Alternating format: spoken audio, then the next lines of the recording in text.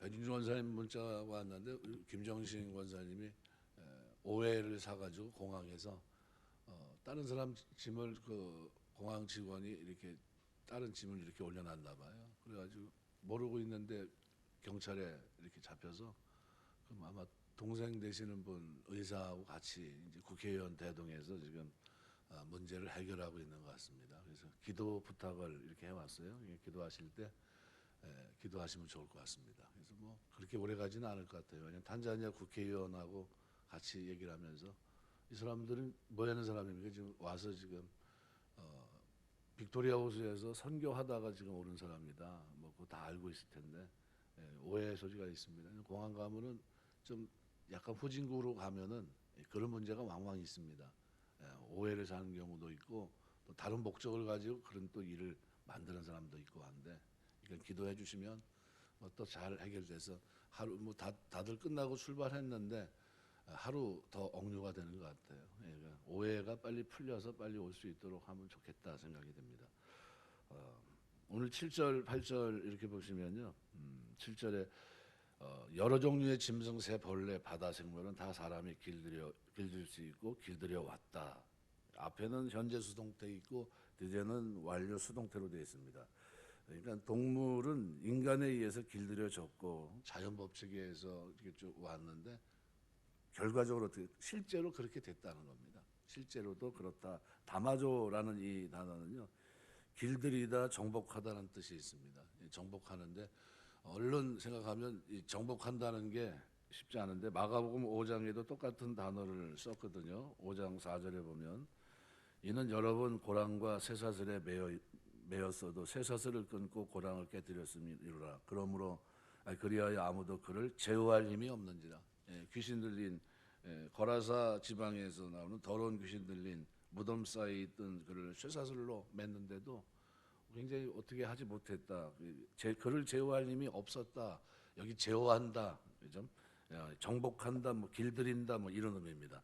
이런 단어가 오늘 본문에서 쓰이고 있습니다. 똑같은 단어인데요. 그만큼 힘들다는 거예요. 귀신 들린 사람들을 제어할 수 있겠느냐는 거죠. 그걸 아무도 제어하지 못했다 하는 것 똑같이요. 여기 다마조라는 것이 혀를 길들이는 것이 그런데 여태까지 동물들은 모든 생물들은 다 사람이 길들였지만 그죠? 그렇게 해왔다는 겁니다. 그렇지만 혀는 능히 길들일 사람이 없다는 거예요.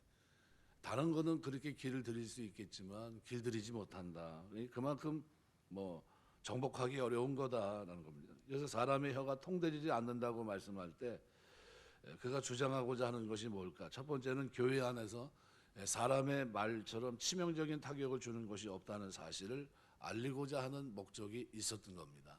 그만큼 다른 거는 길들일 수 있는데 뭐는 길들이지 못합니까? 혀는 사람의 혀는 말의 대명사입니다. 말이 그만큼 어렵다는 겁니다. 그래서 혀는 어느 누구도 고칠 수 없고 자신 외에는 혀를 길들일 것을 도와줄 사람도 없다는 겁니다. 누가 도와줘야 되는데요. 이거를 누가 옆에서 어떻게 해요? 그 거라사 귀신은 자신의 문제인데 누가 도와줄 수 있습니까? 예수님 외에는 도와줄 방법이 없어요. 마찬가지입니다. 우리 신앙생활하면서 우리의 기질, 우리의 잘못된 모든 것들을 바꿀 수 있는 건 오직 성령 안에서예요. 하나님 말씀 안에서 그리스도 은혜 안에서 가능한 거죠. 나 스스로는 그런 인지할 능력도 없고요. 그냥 그렇게 살아갑니다. 그 다음에 세 번째, 사람들은 자기의 말이 다른 사람에게 치명적인 것을 잘 모릅니다. 내가 누군가로부터 무슨 말을 들었을 때에는 굉장히 가슴 아파해요. 어떻게 내가 이런 말을 듣지? 그러면서 그럴 수 있는데, 근데 자신이 다른 사람에게 어떤 말을 할 때는 이 말이 그 사람을 붕괴시키고 있다는 사실을 전혀 알아차리지 못합니다. 그러니까 우리는 말에 있어서 그죠? 나에게도 적용이 되는데 그죠? 나에게도 있는 들보가 있는데 나에게 있는 것은 티끌로 생각하고 상대방에 있는 것은 들보로 보입니다.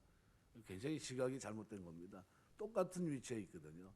저 사람에게 있는 티끌도 나에게는 들보로 있을 수 있는데 그런데 그걸 그렇게 보지 않아요. 나는 괜찮고 저 사람에게 있는 티끌은 굉장히 크게 보는 경우가 많습니다. 그러지 말아야 된다는 거죠. 그러니까 언어 생활이 그만큼 파괴적이라는 겁니다. 그래서 이 야고보는 이 파괴력을 가진 혀의 힘에 대해서 얘기하면서 오늘 8절에서는 혀는 능히 길들일 사람이 없나니 이렇게 표현합니다. 그리고 또 혀는 쉬지 않은 악이요 혀는 죽이는 독이 가득한 것이라. 혀는 그렇다는 거예요. 말이 그와 같다는 겁니다. 그래서 독사에 물릴 때 처음에는 어떻습니까? 따끔하겠죠. 별로 아프지 않아요. 근데 시간이 지나면 독이 몸에 퍼지면 온몸이 붓고 심한 고통에 결국은 어떻게 해요? 통증을 느끼게 되고 더 늦으면 치명적인 결과까지 초래합니다. 사람의 말이 이와 같습니다. 말을 한 사람은 한번 쏟아놓고 잊어버리는데 그 말을 들은 사람은 뇌리에서 계속 맴돌아요. 마음에서 떠나지 않습니다. 한번 생각하고 또 생각하고 생각하다가 결국은 온 인격에 그 독이 퍼져나갑니다. 그 말로써 결국은 어떻게 상처를 입는 거죠. 그래서 오늘 8절에 바로 그 얘기입니다. 혀는 능히 길들일 사람이 없나니 쉬지 아니하는 악이요 죽이는 독이 가득한 것이다. 사람의 말에 독이 들어 있습니다. 그래서 말한 사람은 한번 독을 품고 말을 하지만 그 말에 쏘인 사람에게는 그 독이 쉬지 않고 계속 퍼집니다. 실제로 사람이 화났을 때 그 콧김을 채취해서 그죠? 그거를 고체화시켜 가지고 그죠? 담았다가 주사기로 해가지고 쥐 같은 데다 집어넣으면 즉사합니다. 그 정도로 독성이 있다는 거예요. 온 인격을 병들게 합니다. 중요한 것은 말을 한 당사자는 알지 못한다는 사실입니다. 왜냐하면 그 정도로 참았다고 생각할지 모르지만 듣는 사람은 그렇지가 않아요.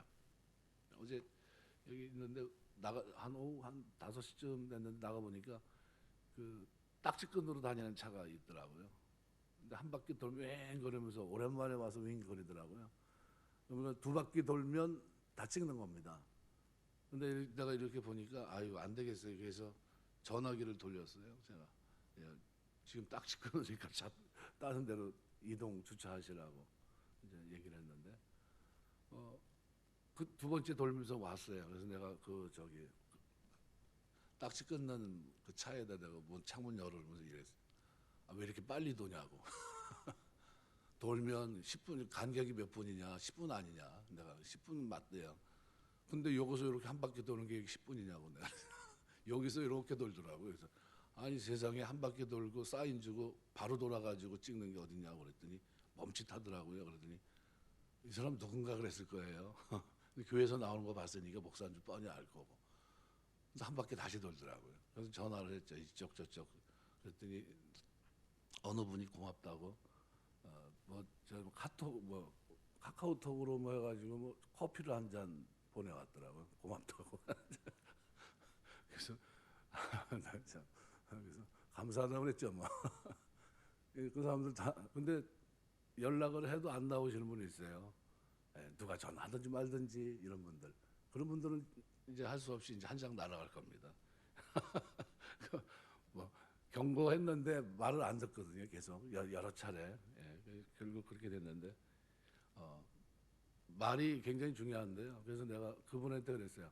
너무 빨리 도는 거 아니냐고.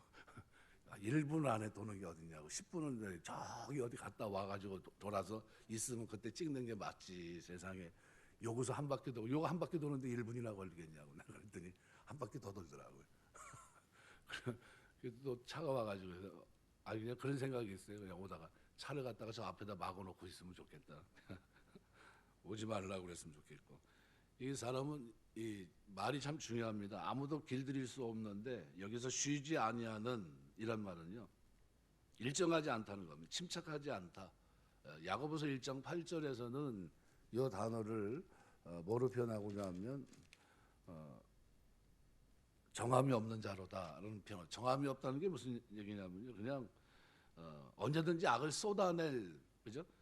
가능성을 가지고 있다는 겁니다. 그러니까 쉬지 않는다는 것은 불안정하고 침착하지 못한 상태에서 일정하지 않은 말이 튀어나가는 거예요. 그러니까 뭐냐면은 우리가 어느 생활하면은 이게 어느 나름대로 어떻게 여기서는 이 말 하는 게 맞고 이렇게 되는데 그게 아니라 뜬금없이 나오지 말아야 될 말이 일정하지 않게 툭툭 튀어나온다는 거예요. 그걸 얘기하는 겁니다. 그러니까 우리의 혀를 어느 누구도 맡아서 길들여 줄 사람이 없다는 겁니다.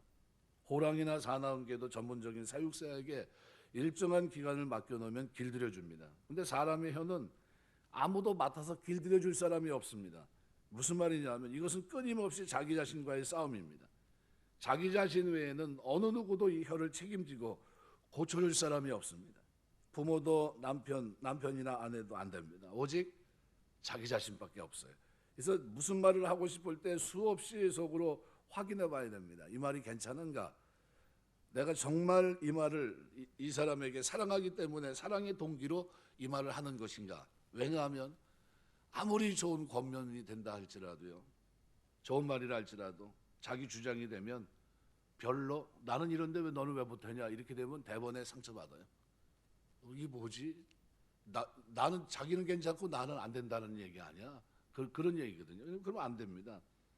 그러니까 내가 의도한 거와는 전혀 다른 방향으로 흘러갈 수 있습니다. 언어 생활이 그런 겁니다.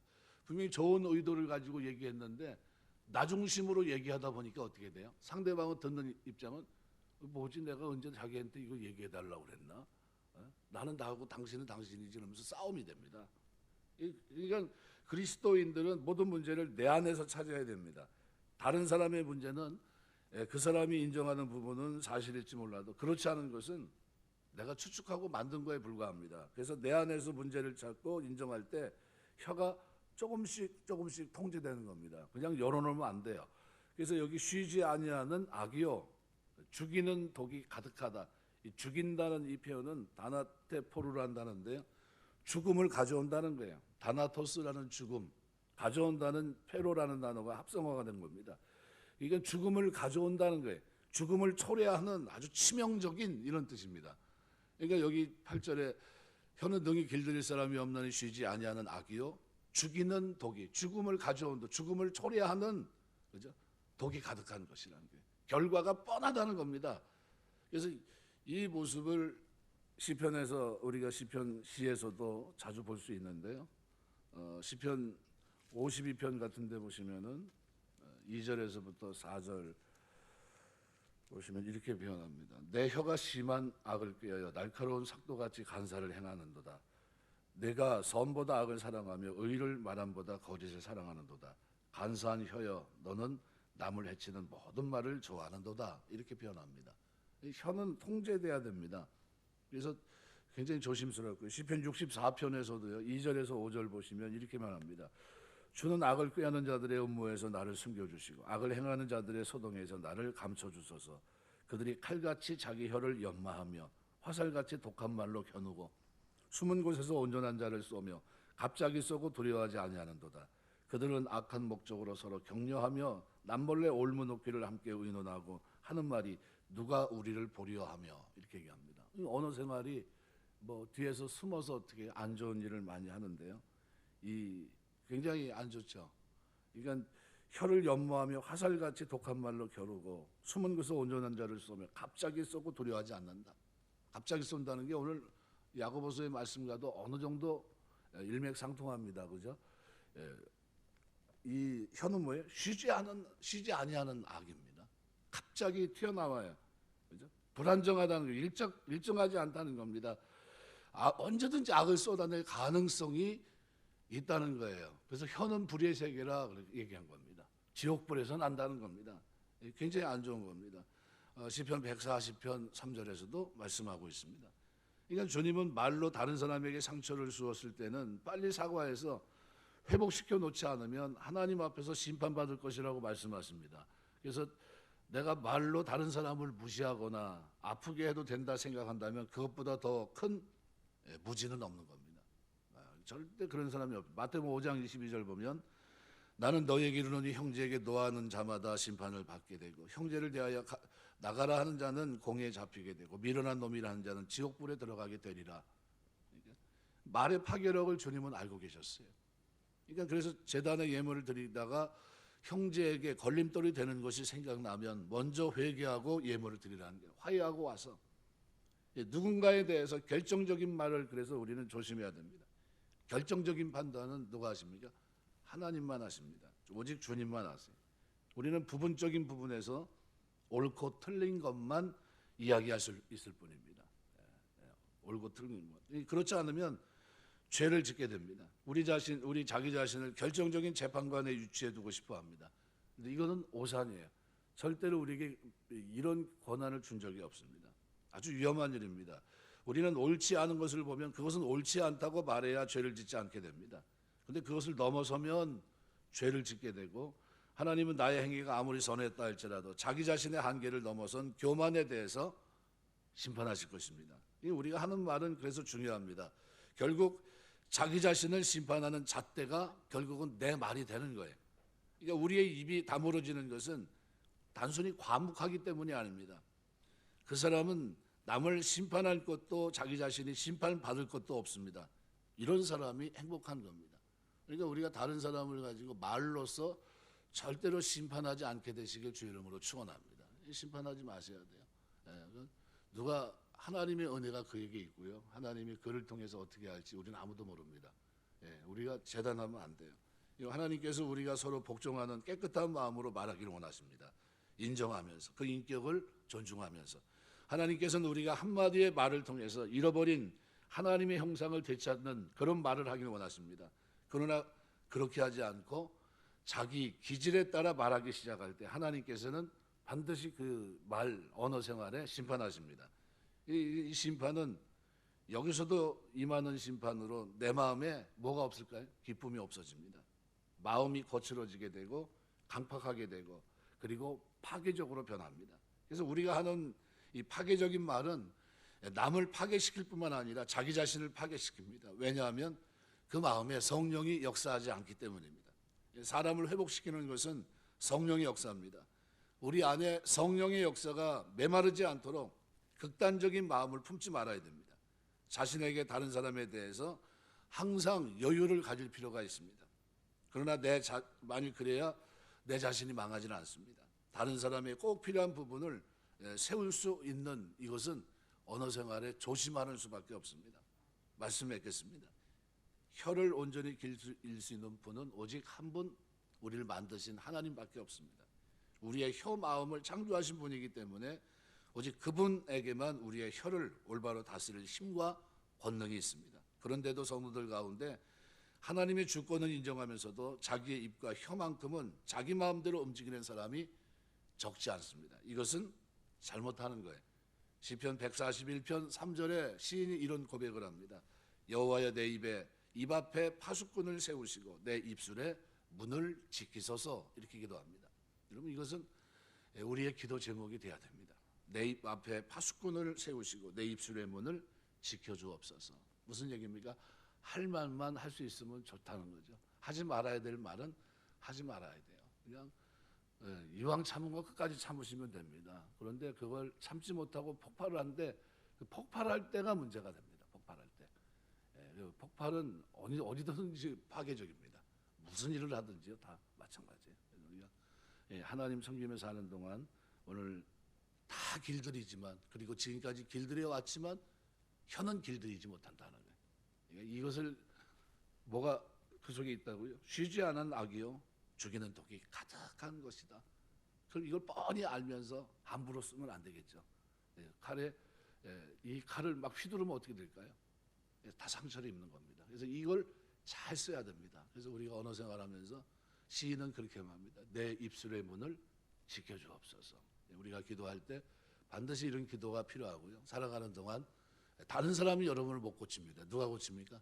자기 스스로 고치는 거예요. 스스로 고치면서 하나님, 내 언어 생활이 사람들을 살리고 위로하고 일으키고 격려하며 사람을 빌드업 시킬 수 있는, 이와 같은 리빌딩할 수 있는 그런 삶에 내 언어 생활이 쓰임받을 수 있도록 붙들어 주옵소서 기도하시고, 그런 은혜와 복이 저와 여러분의 삶 속에 있게 되시길 주의 이름으로 축원합니다. 기도하겠습니다.